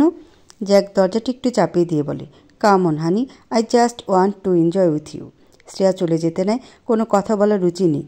জ্যাক শ্রেয়ার হাত ধরে আবারও সামনে নিয়ে আসে। জ্যাক বলে, listen honey, you can't escape, please let me go, I don't like this. শ্রেয়ার কথাতে পাত্তা দিল না জ্যাক। শ্রেয়ার হাত মুচড়াতে থাকে আর দৃষ্টি তার শ্রেয়ার বিভিন্ন স্থানে, যেটা এখন শ্রেয়া বুঝতে পারছে। পারবে না কেন? এখন শ্রেয়া জ্যাকের অতি নিকটে ও সামনে। জ্যাকের এই চাহনি দেখে ঘৃণা লাগছে শ্রেয়ার কাছে। জোরে জোরে চিল্লিয়ে বলে ওঠে, হেল্প হেল্প, কিন্তু কেউ আসছে না। শ্রেয়া এবার কান্না করে দিল। মাথার পিনগুলো একটু ঢিলে হয়ে আসে, হিজাবটা বেঁকে যায়। ইনার থাকার কারণে একটু নিজেকে ধরে রেখেছে। জ্যাক শ্রেয়াকে নিয়ে এক প্রকার জোর করতে শুরু করলো। আরও বিভিন্ন কথা বলছে ইংরেজিতে, যেগুলো বিষের মতো লাগছে শ্রেয়ার কাছে। এক সময় না পেরে শ্রেয়া ভাবলো তাকে এমন কিছু করতে হবে যাতে জ্যাক ওকে ছেড়ে দেয়। বুদ্ধি খাটিয়ে শ্রেয়া দেখল আজ সে উঁচু হিল পড়েছে। হিলের সাথে উঁচু করে স্থানের যে স্ট্যান্ড ওটা চিকোনা শক্ত, যার কারণে এটা উঁচু হয়ে আছে। এই হিলের একটা আঘাত পেলে জ্যাক সরে যেতে পারে। ভাবতে ভাবতে শ্রেয়া তার পা উঁচু করে হিল দিয়ে জ্যাকের পা বরাবর রেখে জোরে পিষতে থাকে। প্রথমে কিছু বুঝতে না পারলেও কয়েক সেকেন্ড পর ব্যথা অনুভব করে জ্যাক। একটু দূরে সরে গেলে শ্রেয়া তার পা দিয়ে সোজা জ্যাকের পুরুষত্বে আঘাত করে। চিল্লিয়ে বলে, মেয়েরা অসহায় থাকে ঠিকই, সময় হলে নিজেকে রক্ষা করতে জানে। বলেই হাঁপাতে হাঁপাতে শ্রেয়া বের হতে নেবে ধাক্কা খেলো অ্যানির সাথে। অ্যানির পাশেই ফারাজ আছে, তার কিছুটা দূরে অর্পা, মিরাজ আর মিমি। শ্রেয়াকে দেখতে না পেয়ে খুঁজতে খুঁজতে এসেছে। শ্রেয়া হাঁফিয়ে উঠেছে। এতক্ষণ অনেক ভয়ে ভয়ে ছিল। অ্যানির কাছে এসে অ্যানিকে শক্ত করে জড়িয়ে কান্না করছে। ফারাজ ভিতরে এসে দেখলো জ্যাককে। কি হয়েছে এটা আন্দাজ করেছে ফারাজ। জ্যাককে কোকড়াতে দেখে বুঝে নিল শ্রেয়া ওকে আঘাত করেছে। ফারাজ মুখে ফিচেল হাসি ফোটালো। জ্যাক সময় থাকতে তো সে নিজেকে রক্ষা করতে পেরেছে, এটাই অনেক। ঠিক তখনই সেখানে উপস্থিত হয় আরও একজন বিদেশি ক্লায়েন্ট। জ্যাকের কাছে এসে বলে, how did it happen? Jack লোকটির হাতের সাহায্যে উঠে দাঁড়ালো। তারপর শ্রেয়াকে উদ্দেশ্য করে বলে, this lady, yes this lady try to seduce me and now she heart. Shreya কথাটি শুনে ঘুরে দাঁড়িয়ে বলে, ইউ আর এ লায়ার। এনে দিকে ঘুরে বলে, বিলিভ মি, আমি এগুলো করিনি। আমি তো জামা পরিষ্কার করতে এসেছি আর উনি আমাকে নিয়ে বাজে ব্যবহার শুরু করেছিলেন। কথা ছলে টাকার অফার দিয়েছিলেন। জ্যাক আর শ্রেয়ার কথা কাটাকাটি চলতে থাকে। এক পর্যায়ে জ্যাক নোংরা দৃষ্টি দিয়ে বলে, ইউ বিচ। আর কন্ট্রোল করতে পারল না ফারাজ, সোজা এসে মারতে লাগলো জ্যাককে। জ্যাককে ঘুষি মারতে থাকে আর বলে, মেয়েদের রেসপেক্ট করতে শিখিসনি? তোরা বিদেশি হয়ে যদি মেয়েদের সাথে এমন করিস তাহলে মেয়ে জাতির সম্মান কোথায়? আরও মারতে থাকে ফারাজ। এবার জ্যাকের অবস্থা খারাপ হয়ে গেছে, আর বেশি মারতে থাকলে বাজে কোনো দুর্ঘটনা ঘটে যেতে পারে। এনি জোরে জোরে বলতে থাকে, stop now handsome, now it's too much. কিন্তু ফারাজের কোনো রেসপন্স নেই। সে তার মতো মারতেই থাকে। এক পর্যায়ে শ্রেয়া এসে বাধা দেয় ফারাজকে। অর্পা রাগে চোখে মিরাজের দিকে তাকিয়ে বলে, ভাইকে কি সামলাতে পারছো না? রাগের মাথায় আছে ভাই এখন। শ্রেয়াকে উল্টাপাল্টা কিছু যদি বলে দেয়, তাড়াতাড়ি যাও। মিরাজ হাঁ হয়ে এতক্ষণ ভাইয়ের মার দেখছিল। বউর কথা শুনেও তার কোনো প্রত্যুত্তর পাওয়া গেল না। একটা মেয়ের জন্য এমন মার মারবে বুঝতে পারেনি মিরাজ। অবাক হয়ে আছে এখনও। অর্পা বিরক্ত হয়ে গোতা দিল মিরাজের বুক বরাবর। হুঁশ ফিরল মিরাজের। অর্পা আবার বলে, ভাইকে যেয়ে আটকাও। মিরাজ দ্রুত গেল ফারাজের কাছে। শ্রেয়া সামলাতে আসলো, ফারাজ বা জ্যাককে ধরেনি, শুধু হাত ইশারা করে বলে, স্যার প্লিজ ছেড়ে দিন, ওনার অবস্থা খুবই খারাপ। মিরাজ এসে এবার ফারাজের দুই হাত আঁকড়ে নিল। রাগী দৃষ্টি এখনও জ্যাকের দিকে। অতঃপর শ্রেয়ার দিকে তাকিয়ে বলে, ইউ ইডিয়েট, নিজেকে প্রোটেক্ট করতে জানেন না? এই লোকটা আপনাদেরকে কুদৃষ্টি দিয়েছিল শুরু থেকে।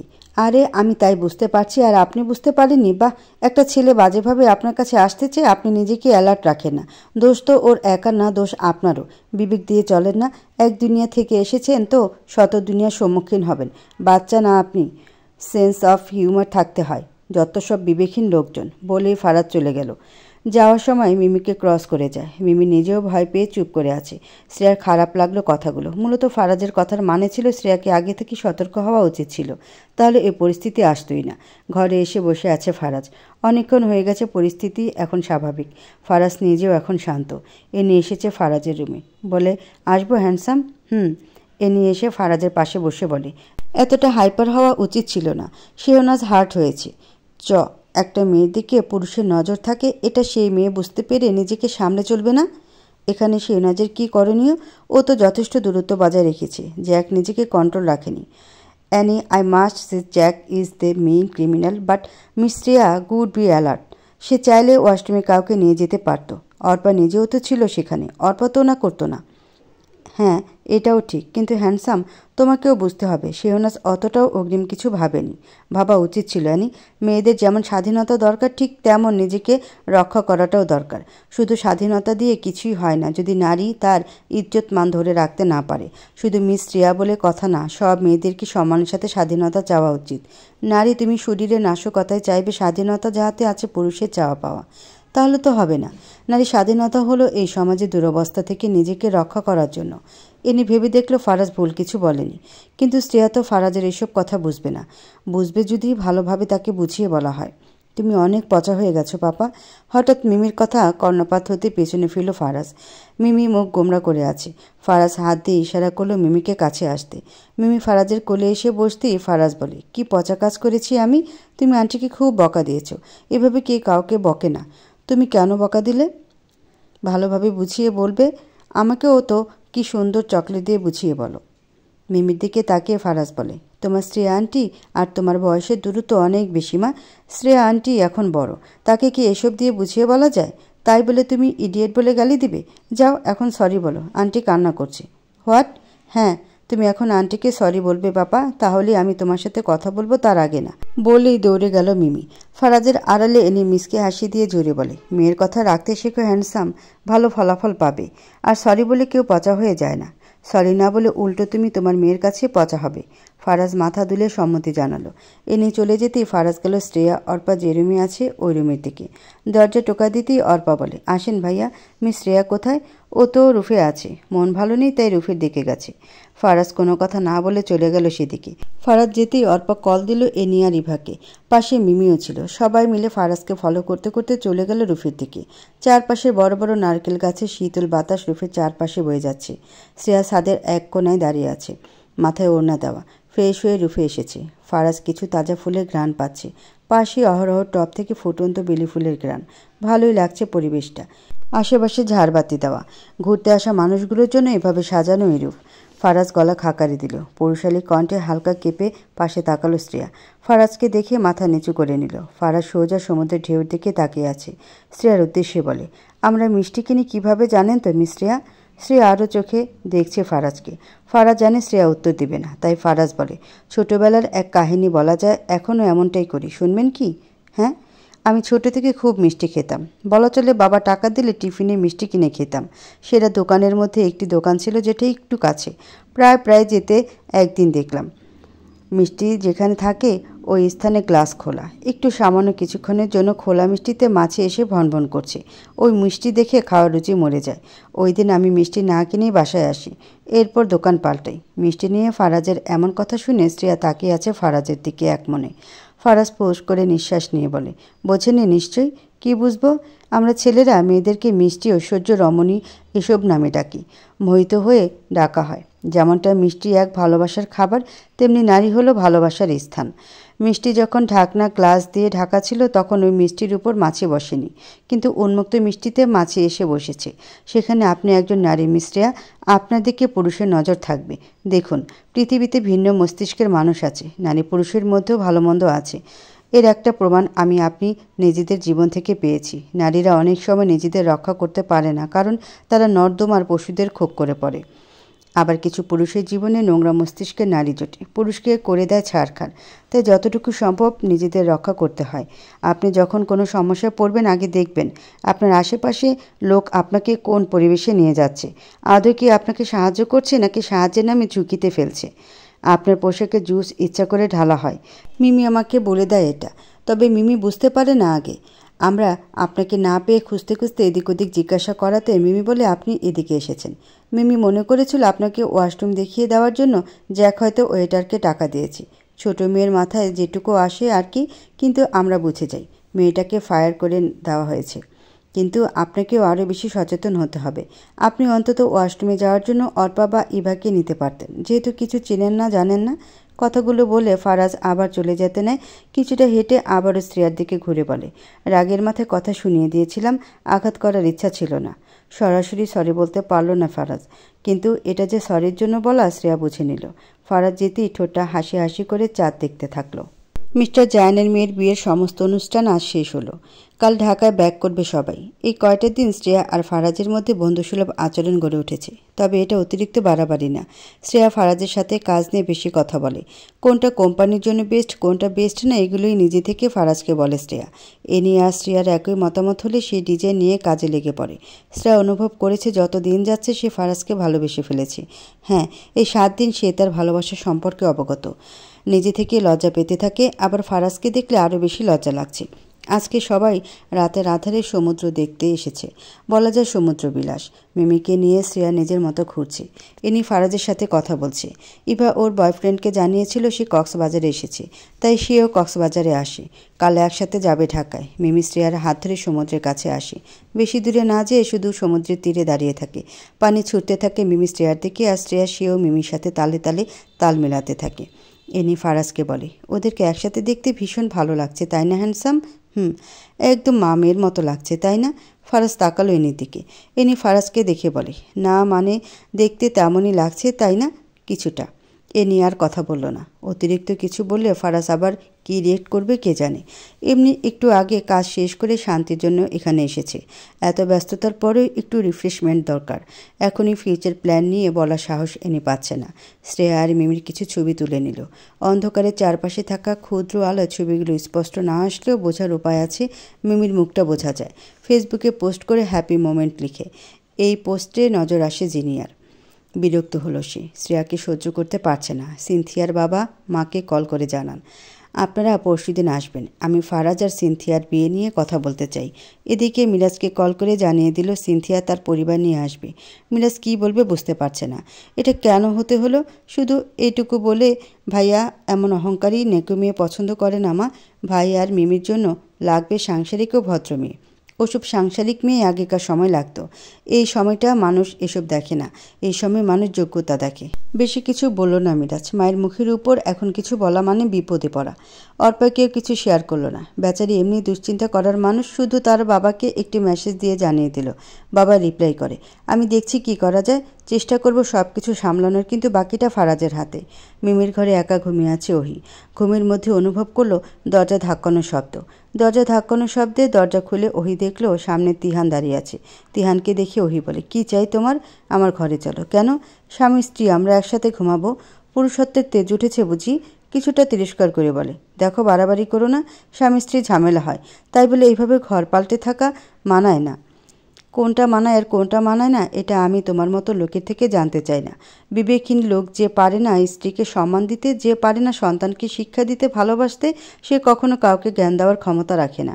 অনেক হয়েছে গলাবাজি বলে ওহির হাত ধরে মিস্টার তিহান হাত ছাড়িয়ে দূরে সরিয়ে দিল ওহি। চিল্লিয়ে বলে, খবরদার অধিকার খাটাতে আসবে না। সম্মান তো অর্ধেক চলেই গেছে। বেশি বাড়াবাড়ি করলে তালাক দিয়ে চলে যাব। তোমার সম্মান আর এই বাড়িতে তো থাকবেই না, সাথে করে সমাজের চোখেও হাস্যকর হয়ে যাবে ব্যাপারটা। ওহির এই নতুন রূপ দেখে অবাক হন তিহান। অবাক নয়নে বলেন, এতটা পরিবর্তন? বাধ্য করেছ তুমি। এই জীবনে না পেলাম স্বামীর সুখ, না পেলাম সন্তানদের ভালোবাসা, না পেলাম নিজের একটা নির্দিষ্ট পরিচয়। এখন আমার শুধু একটাই পরিচয়, আমি মিমির নানি। আমাকে আমার মিমি অনেক ভালোবাসে। এই বাড়িতে আছি ফারাজের দয়ায়। ছেলেটা আমাকে ভালোবাসে, আমার ভরণ পোষণ মিটিয়ে দেয়। ওর জন্য আশ্রয় পেয়েছি আমি এই বাড়িতে, তোমাদের জন্য না। বেশি কিছু করলে বাধ্য হব এই বাড়ি ছাড়তে। মান সম্মান ডুবে যাবে তোমার। মনে রাখবে, গরিবের মান সম্মান গেলেও পাবলিক হয় না, বড়লোকদের সব কিছু ছড়াছড়ি হয় অতি সহজে। তিহান এবার কিছু না বলে চলে আসতে নেয়। ঠিক তখনই পেছন থেকে ওহি বলে, সময় থাকতে দ্বিতীয় বউ আর মেয়েকে অবহেলা করেছিলে। এখন সময় পরিবর্তন হয়েছে। ওপরে আল্লাহ দেখছেন, তিনি সব কিছুর হিসাব মিলাতে থাকেন। আমার মেয়েটা যে নোংরা কাজ করেছে তার শাস্তি বাবা মা স্বরূপ আমরাও পাব। এই দুনিয়ায় না পেলেও আখিরাতের জন্য শাস্তি তো আছেই। বাবা মা শিক্ষা না দিলে সেই বাবা মাকেও হিসাব দিতে হবে। তিহান, কৃতকর্মের জন্য প্রস্তুত হও। ওহির একটা কথাও মাটিতে ফেলার মতো না। সত্যি বলতে এই কয়েকদিন ওহির এই দূরত্ব আর অবহেলা সহ্য হচ্ছে না মিস্টার তিহানের। তাই তো আজ ছুটে আসে ওহিকে নিতে। কিন্তু ওহি আজ তাকে তার স্থান বুঝিয়ে দিল। মিস্টার তিহান আজ একটু উপলব্ধি করল সে যে ভুল করেছে তা এখন অনুশোচনায় জেগে উঠেছে। কিন্তু এখন সে কিছুই ঠিক করতে পারবে না। পরিস্থিতি তাকে ঠিক করিয়ে দেবে। পরদিন সকালে ফারহান চৌধুরী আসেন শ্রেয়ার মায়ের কাছে, সাথে আছে মিসেস জুই। সৃষ্টি বেগম ঘরে যা ছিল তাই দিয়ে আপ্যায়ন করতে থাকলেন। লজ্জা পাচ্ছেন তিনি, আগে থেকে জানলে ফল মিষ্টি আনাতে পারতেন। রিমলি তাও চেষ্টা করলো পাশের দোকান থেকে কিছু আনার।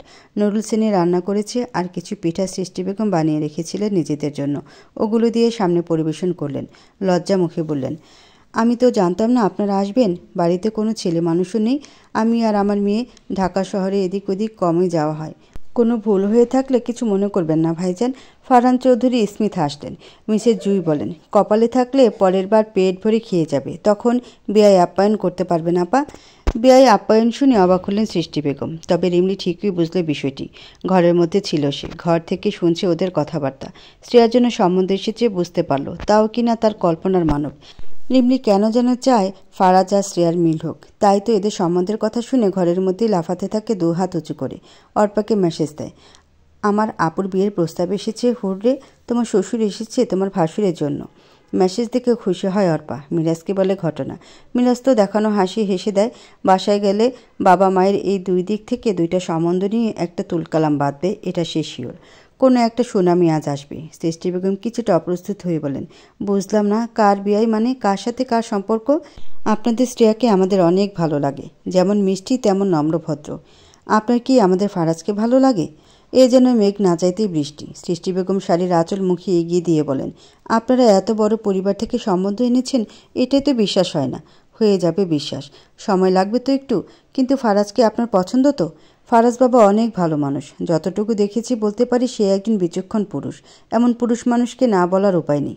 তাহলে আর কি, আমরা ফারাজের সাথে কথা বলে দেখি, আর আপনারা শ্রেয়ার সাথে কথা বলুন। দুই তরফা রাজি হলে বিয়ে দিয়ে দিব। মাথা নাড়িয়ে সম্মতি দিলেন সৃষ্টি বেগম। জিনিয়ার কানে পৌঁছে গেল ব্যাপারটি। ফারহান চৌধুরী ড্রাইভারকে কল করে ফারহান চৌধুরীর খোঁজ নিতে জানতে পারেন সব কিছু। রাগে দুঃখে শখ করছে এই সম্পর্ক ভাঙার। রাতে সবাই ঢাকায় ফিরে আসে, যে যার বাড়িতে পৌঁছে যায়। ফারাজ এসেই সবার সাথে সাক্ষাৎ করে নিল। তারপর ফ্রেশ হয়ে এসেছে। ফ্রেশ হয়ে আসতেই ফারাজের রুমে হাজির হয় জিনিয়া। জিনিয়াকে আসতে দেখেছে ওহি, কিছুটা জানে ফারাজ সম্পর্কে। ওহি তাড়াতাড়ি করে ডাক দিলেন মিরাজকে, কল করতে লাগলেন ফারহান চৌধুরীকে। কিছু একটা অঘটন ঘটে যেতে পারে এখন। ফারাজ তার মাকে দেখে বলে, কিছু বলবে মা? তোমার বিয়ে নিয়ে কথা চলছে, এটা কি তুমি জানো? ভ্রুকুটি করে ফারাজ বলে, হোয়াট? হাঁপাতে হাঁপাতে ফারাজের ঘরে আসলো মিরাজ। কোনো মতে দরজার কাছে এসে দাঁড়ালো, একটুর জন্য পড়ে যায়নি। অর্পা কোনো মতে দৌড়ে আসলো। মিরাজের দৌড় দেখি সে দৌড় দেয়। কাহিনী কি কিছুই জানে না।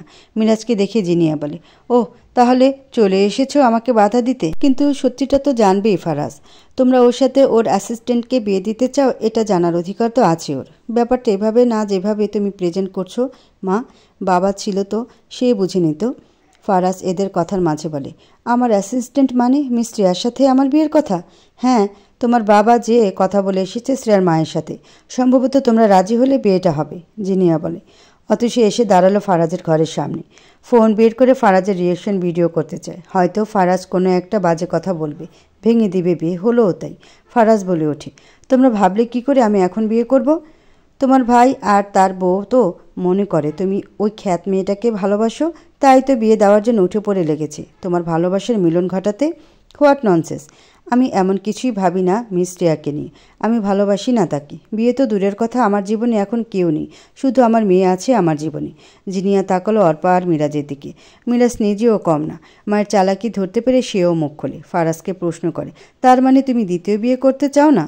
আমি আমার জীবনে অন্য কোনো নারীর স্থান দিতে পারবো না। করবে না তো কাউকে বিয়ে? না, আমি বিয়ে করব না। মিস সিনথিয়াকেও না? সাথে সাথে ক্যামেরা বন্ধ করে দিল অতসী। ফারাজ যে না বলবে এটা শিওর সে। যিনি এবার অগ্নিদৃষ্টি দিল মিরাজের দিকে। মুখে টেডি স্মাইল দিয়ে মায়ের দিকে তাকালো মিরাজ। কিভাবে উল্টো বিপদে ফেলতে হয় এটা সে খুব ভালো করেই জানে। ফারাজ এবার গর্জে উঠে বলে, কি একবার মিস শ্রেয়া একবার মিস সিনথিয়া লাগিয়েছিস তোরা? আমরা মিস শ্রেয়া লাগলেও মম তো মিস সিনথিয়া লাগিয়েছে। কাল সিনথিয়ার বাবা মা আসবে তোমাদের বিয়ে নিয়ে কথা বলতে। দেখো ব্রো, আমার কাছে ওই নাচঙ্গি সিনথিয়ার থেকে মিস শ্রেয়াকে বেশি পারফেক্ট লাগে। বউ ভক্ত হয়ে সাপোর্ট করছি না আমি, ভাইয়ের সুখের দিকে বিচার করে বলছি কথাগুলো। মেনে নেওয়া না নেওয়া তোমার ব্যাপার। মিরাজের এমন লাগাম ছাড়া উল্টো কথাতে ফারাজ কী বলবে বুঝে উঠতে পারছে না। মিরাজের কথাতে একবার মনে হচ্ছে তাকে বিয়ের জন্য জোর করা হচ্ছে, আবার মনে হচ্ছে না, তার মতামতের প্রয়োজন আছে এদের কাছে। ফারাজ সোজাসুজি বলে দেয়, আমি এখন বিয়ে করব না, দ্বিতীয় কোনো নারীকে আমার জীবনে স্থান দেব না। কথা ক্লিয়ার? ওকে, তুমি সিঙ্গেল থেকে বুড়ো হয়ে পচে মরলে আমার কি? ভাই হিসেবে দায়িত্ব ছিল, পালন করেছি। বাবার ক্ষেত্রেও সেম। এখন নিজেকে গাঙ্গে ভাসিয়ে দিবে নাকি ফুলের মতো জীবনটাকে জাগ্রত করবে, এটা তোমার হাতে। আমার যায় আসে না। চলো বউ, ভাইয়ের বউ না আসুক, আমাকে তো আমার বউকে নিয়ে সুখে থাকতে হবে। খুব ঘুম পাচ্ছে। অর্পার হাত ধরে বেরিয়ে গেল মিরাজ। অর্পা মিটিমিটি হাসতে থাকে। মিরাজে ওদের মুখ বন্ধ করতে এমন করেছে এটা অর্পা খুব ভালো করেই বুঝতে পারছে। এই যে ছেলের মুখ থেকে সবসময় লাগামহীন কথা বের হয়,